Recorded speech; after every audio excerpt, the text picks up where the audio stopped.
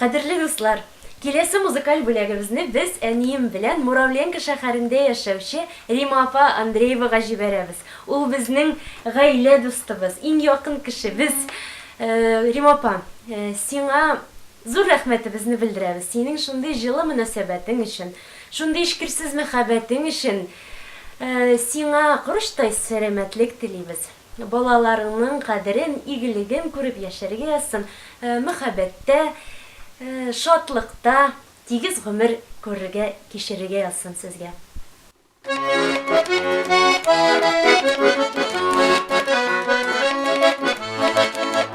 Senin durmuşum kızgısı, ortak bizim payı sağışlar. Birbirisi şenikinler şulay, dilek jırlar bağışlar.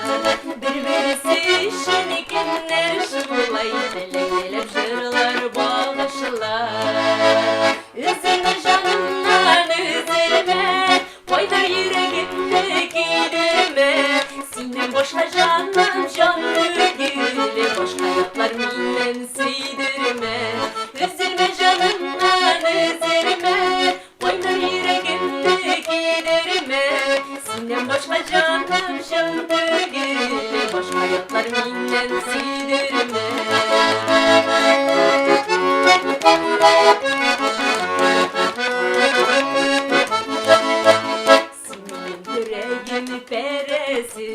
Sinire gellemindemi Olsu izlerine bir korasam Yürek yanılarım sünnerimi Olsu izlerine bir korasam Yürek yanılarım sünnerimi Üzülme canımdan üzülme Koyna yüreğimde giderme Senden başka canım can tügülü Başka yoklar minnen süydürme Üzülme canımdan üzülme Koynar yüreğimde giderme Senden başka canım can tügülü Başka yoklar minnen süydürme